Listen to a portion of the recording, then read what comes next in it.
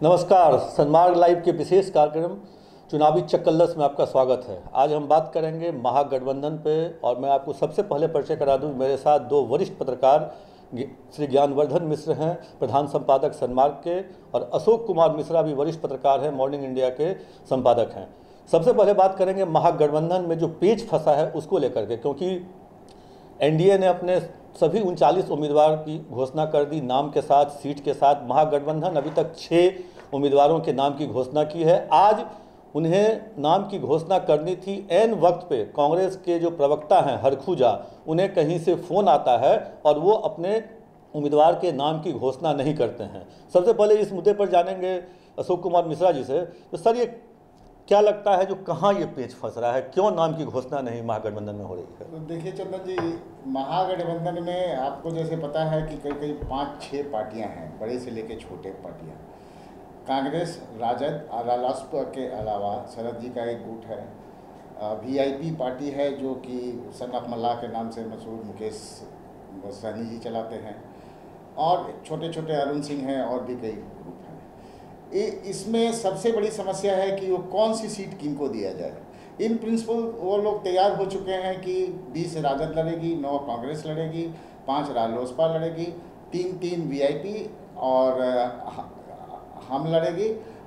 तो इसके बावजूद नंबर ऑफ सीट्स, कौन सी सीट कौन लड़ेंगे, इस पे मामला फंसा हुआ। और मेन मामला हमको लगता है कि दरभंगा, मधुबनी और खगड़िया सीट पे अटका हुआ है। लेकिन कांग्रेस के सूत्र बता रहे हैं जो औरंगाबाद, जो क्योंकि कांग्रेस का जो वोट बैंक है ब्राह्मण, बिहार, राजपूत। औरंगाबाद का मुद्दा मैं आ रहा हूँ उस पर। पहले ये तय था कि वीआईपी पार्टी को दरभंगा सीट ना मिल के कांग्रेस के खाते में जाएगा, जिसपे कीर्ति झा आजाद, जो अभी रिसेंटली ज्वाइन किए हैं कांग्रेस राहुल गांधी के प्रेजेंस में दिल्ली में, तो वो तय माना जा रहा था कि दरभंगा सीट पर वो लड़ना चाहेंगे, और करीब करीब ये तय था कि दरभंगा सीट पर वो लड़ेंगे। मधुबनी सीट पे पहले ये बात आ रही थी कि राजद के कौन से कैंडिडेट लड़ेंगे, तो वहाँ कैंडिडेट का प्रॉब्लम चल रहा है राजद में कि फातमी होंगे कि बारी सिद्दीकी होंगे। बारी सिद्दीकी की बात चल रही है दरभंगा से भी, फिर फातमी की भी बात चल रही है कि अगर फातमी दरभंगा लड़ेंगे तो बारी सिद्दीकी वहाँ लड़ेंगे। अब जैसा कि आपने कहा कि औरंगाबाद सीट एक बहुत ही महत्वपूर्ण सीट है, जिसपे कि कांग्रेस के सत्येंद्र बाबू के लड़के जो दिल्ली पुलिस कमिश्नर थे और कांग्रेस के वरिष्ठ नेता हैं, गवर्नर भी रह चुके हैं, निखिल जी उस सीट के प्रबल दावेदार हैं। लेकिन वो सीट चला गया है हम में, और हम के उपेंद्र प्रसाद जी जो पहले जदयू के एमएलसी हुआ करते थे, वो अभी रिसेंटली 2-3 दिन पहले उन्होंने ज्वाइन किया है, और उनकी घोषणा भी हो चुकी है। ऐसे माहौल में कांग्रेस क्या करेगी ये आज के दिनों तक भी तय नहीं है। इन प्रिंसिपल ये मान के चलेंगे 9 सीट उनको मिलेगा, लेकिन ये भी संभावना बनती है कि हो सकता है कांग्रेस अलग होकर अपना 40 सीट का बिहार में उम्मीदवार घोषणा कर देगी 1-2 दिनों में। तो ऐसी स्थिति में महागठबंधन अभी बड़ा ही विकट परिस्थिति में है पॉलिटिकली, और एक तरह से कहिए कि अगर इस तरह से झगड़ा चलता रहा है तो एनडीए को एक नेचुरल एज वो देने की, माने इनसे उसको एनडीए को नेचुरल एज मिल सकता है। सर, देखा जाए तो कांग्रेस केवल बिहार में ही नहीं, अगर नेशनल स्तर पर देखें तो उसके सहयोगी जो पहले के थे उनसे दूर धीरे धीरे होते जा रहे हैं। देखिए चंद्र जी, कांग्रेस एक गंभीर राजनीतिक संकट के दौर से गुजर रही है। एक समय था जब लोग हर पार्टी का विकल्प कांग्रेस को ही मानते थे। आज कांग्रेस की स्थिति बिल्कुल भिन्न हो गई है और एक हाशिए पर पार्टी चली गई है। लोगों को याद है जब राजद के साथ तालमेल हुआ सन 90 के दशक में, और उसके बाद कांग्रेस की स्थिति दिन पर दिन गिरती चली गई, और आज ये स्थिति हो गई है कि उसे 9 सीट पर बिहार में समझौता करने को मजबूर होना पड़ रहा है। बावजूद इसके कैंडिडेट का अनाउंसमेंट अभी तक नहीं है। फर्स्ट फेज के चुनाव में अब समय बहुत कम रह गया है। पार्टी की ओर से पूरी तरह से चुप्पी है, खामोशी है। लगता नहीं है कि महागठबंधन में सब कुछ ठीक ठाक है। पेच दर पेच है, और उस पेच को सुलझाने में दिल्ली दरबार ही रहेगा आगे। बिहार के स्तर पर उस पेच को सुलझाने की दिशा नहीं। अशोक जी बोल रहे थे जो हो सकता है जो कांग्रेस बिहार में अकेले ही निकल चले 40 सीट पे। आप संभावना से इनकार नहीं किया जा सकता है। इस संभावना से इनकार नहीं किया जा सकता है। पार्टी के प्रदेश अध्यक्ष का अभी तक इस मुद्दे पर कोई बयान न आना, हरखुजा के हवाले से सीटों के बारे में कहलाना, प्रत्याशियों के नाम को गौण कर देना, ये सब कुछ बातें ऐसी हैं जो ये भी बताती है कि कांग्रेस में सब ठीक ठाक नहीं चल रहा है। कई धाराएं हैं उसमें, मुख्य धारा के लोग कुछ अपने को अलग थलग फील कर रहे हैं। अभी तक ये भी तय नहीं हुआ है कि मुकेश सहनी लड़ेंगे कटिहार से कि तारिक अनवर लड़ेंगे। तो वैसी स्थिति में क्या लगता है, जो भी महागठबंधन में नाखुश जो छोटी पार्टियां हैं वो फ्यूचर में कांग्रेस के साथ जा सकती है? सबसे उसकी एक समय में ऐसा सोच बना हुआ था कि कांग्रेस छोटी छोटी पार्टियों को लेके जैसे मुकेश सहनी की पार्टी है और हम के साथ ये आपस में गठबंधन करके राजद को अलग थलग करने का प्रयास ये करने की कोशिश इन्होंने पहले की थी। आपको याद होगा चंदन जी कि अभी पिछले हफ्ते सीट के बंटवारे की मीटिंग दिल्ली में हुई थी जिसमें राहुल गांधी बाद में आए थे और तेजस्वी जी को और अन्य नेताओं को वहाँ काफ़ी देर इंतज़ार करना पड़ा। तो चुनावी गलियारों में, राजनीतिक गलियारों में ये बात चल रही थी कि श्री लालू प्रसाद जी ने फ़ोन किया मुकेश सहनी को, श्री लालू प्रसाद जी ने फ़ोन किया जीतन राम मांझी जी को, और वो राहुल गांधी से मिलने से पहले ही उन दोनों को कहा कि फ़्लाइट पकड़ो और पटना वापस आ जाओ। तो वहाँ जैसा ये इन्फॉर्मेशन आ रहा था कि कांग्रेस शायद चाह रही है कि उन दोनों पार्टियों को अलग करके अपने एक साथ वहाँ लड़ें और राजद को ही अलग थलग करें, लेकिन ये बात बन नहीं पाई।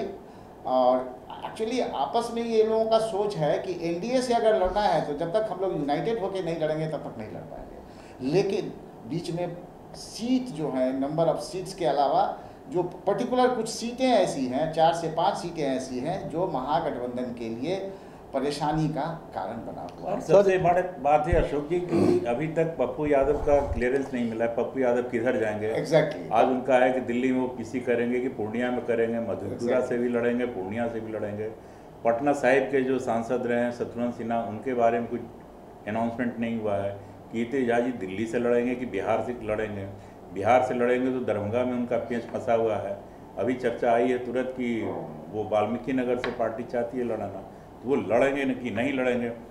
कुल मिला के बहुत ही मैंने घालमेल की स्थिति सामने दिख रही है, तस्वीर साफ नहीं है। तो एनडीए का ज्ञान जी उसमें एक बात और भी आ रही है कीर्ति जा के बारे में कि कीर्ति जी को गोड्डा से भी कहा जा रहा है और दिल्ली के मनोज तिवारी जिस सीट से लड़ रहे हैं उन सीट पर भी कीर्ति जी की बात चल रही है। 4 से 5 सीट उनके लिए खोजी जा रही है, लेकिन अब कीर्ति जी आज़ाद किस सीट पर लड़ना चाहेंगे तय उनको करना है। दरभंगा सीट शायद उनको नहीं मिल रहा है। एक तरफ एनडीए का सर पूरे बिहार में हर एक लोकसभा क्षेत्र में कार्यालय तक खुल गया, कार्यकर्ता सब एक हुए, नॉमिनेशन भी बहुत तेज़ी से हो रहा है और महागठबंधन में अभी तक सर फुटबॉल है। इसका पब्लिक इम्पैक्ट पब्लिक पर भी असर पड़ता है। पब्लिक भी सोचने को मजबूर हो जाती है जो एक दल ऐसा और दूसरा दल ऐसा। बट नेचुरल है, वो तो स्वाभाविक प्रक्रिया है। राजनीतिक कार्यकर्ता देखते हैं कि हमारे पार्टी के कैंडिडेट किधर हैं, हमारा कार्यालय खुला कि नहीं। ये कोई भी चुनाव हो, विधानसभा का हो या संसद का हो, वार्ड स्तर से पार्टी कार्यालय का दफ्तर खुलता है पूरे क्षेत्र में। विधानसभा वाइज अलग हुआ, संसद ये स्तर पर अलग हुआ। तो अभी इस मामले में एनडीए आगे बढ़ रही है, आगे है, महागठबंधन अभी इसमें पीछे है। उसमें एक बात मुझे कहना है कि आपने जैसा चंदन जी ने कहा कि क्षेत्रों में, लोकसभा क्षेत्रों में जो कार्यकर्ता मौन बैठे हुए हैं, चुप बैठे हुए हैं कि हमारा कैंडिडेट कौन होगा। कुछ सीट पे फिक्स है कि ये कैंडिडेट राजद का होगा, यहाँ कांग्रेस का होगा, यहाँ हम का होगा, लेकिन कई ऐसे क्षेत्र हैं जहाँ पे कार्यकर्ता अभी ये भी नहीं समझ पा रहे हैं कि हमारा कैंडिडेट कौन होगा या हमारा कैंडिडेट कौन होगा और हम किसके लिए प्रचार करें। तो इस पर चुनाव के जीत और हार पे तो असर पड़ता ही पड़ता है। कार्यकर्ता डिमोरलाइज रहते हैं और एनडीए के जहाँ तक बात है, उसके राइवल जो हैं एनडीए के कार्यकर्ता अपना चुनावी मोड में आ गए हैं। चारों तरफ वो अपना बैनर, पोस्टर, मीटिंग और अशोक जी शुरू में जो माहौल बन जाता है वो अंत तक कंटिन्यू करता है, पूरा रहता है और उसमें जनता का सपोर्ट मिलता है। यानी कि आज रात तक हो सकता है जो कांग्रेस कोई निर्णय ले सकती है। परिस्थितियां कुछ न कुछ बदलेंगी जरूर, इसमें कोई दो मत नहीं। यानी कांग्रेस अलग भी रास्ता अपना अख्तियार कर सकती है, किसी को साथ लेकर के। हम लोग चर्चा कर रहे थे महागठबंधन में जो पेच फंसा है उसको लेकर के, और कांग्रेस के जो आज आला नेता दिल्ली में बैठक कर रहे हैं, और हो सकता है जो कोई कांग्रेस बड़ा निर्णय ले सकती है अभी तक के जानकारी के अनुसार। लेकिन अब वो क्या निर्णय होगा वो आगे आने वाले समय बताएगा। आज की चर्चा में बस इतना ही। कल फिर मिलेंगे सनमार्ग लाइव के चुनावी चकल्लस में नए टॉपिक और नए मेहमान के साथ। नमस्कार।